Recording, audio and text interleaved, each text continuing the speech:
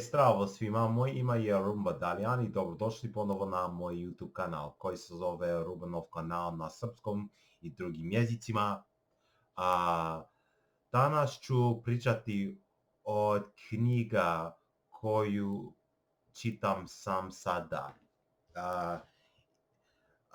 Sad čitam sam dve knjige na dva različitih jezicima koji su na srpskom i engleskom.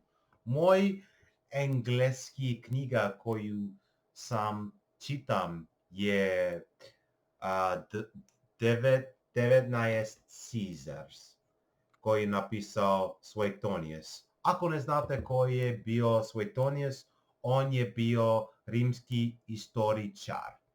A ovo knjiga je mnogo zanimljivo, zato što volim da naučim različiti istorije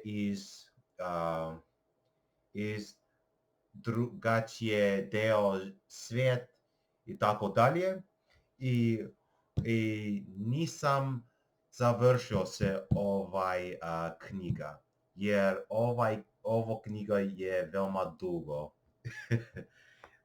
Ali sa druge strane završio čitanje Drž i smrt koji je napisao Misa Slimović. Ako ne znate koji je bio Misa Slimović, on je bio bosanski pisac tokom jugoslavski period. Tokom komunistički era na bivšoj Jugoslaviji. Čitam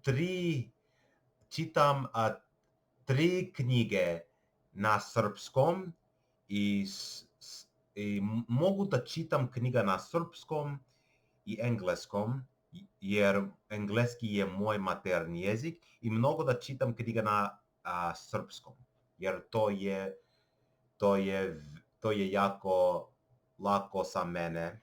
Srpski nije težak jezik za mene, ali srpski je veoma lako jezik za mene i učim taj jezik se mnogo godine. Sad čitam ovo knjiga na srpskom koji se zove Sjeti mi se, Do You Remember Me, na engleskom, koji je napisao Sanila Ramić Juriće. On je Bosanka pisac koji je doživeo strašno sjećanja iz rata u Bosni tokom 1990-ih godine, the 1990s. Radnja se odvinje tokom 1992 godina, tokom raspada bivše Jugoslavija. I lik se zove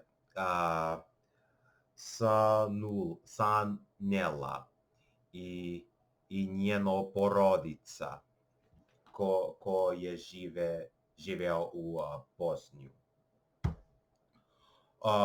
Pisac je rođen na Bosna tokom komunistički period na Jugoslavija. I ovo roman je veoma zanimljivo za mene, jer volim sve Srbije i bivše Jugoslavije. I mnogo završio sam, čitam tri Misa Slimovića knjige i romana. I njegov romana i knjige je veoma zanimljivo za mene. I mnogo volim da čitam knjiga na engleskom i srpskom, i i, i tako dalje. Pri 2 nedjelja kupio sam srpska proslovna kalendar se 2023. godine i mnogo volim da koristim to i da, to je veoma zanimljivo za mene. Rekao sam u moj posljednja video da imam karta za gledanje na srpskom. Ne znam kako da koristim karta za gledanje, ali ja bih volio kako da naučim karta za gledanje, jer moja majka voli da koristi taj kartice. I moja majka voli da koristi Tarot Cards na engleskom. I da, volim moj novi stvarima. I da, sad hoću da čitam moj knjiga na srpskom koje se zove Seti mi se sada. Vidimo se uskoro. Hvala na gledanje i prijatan dan.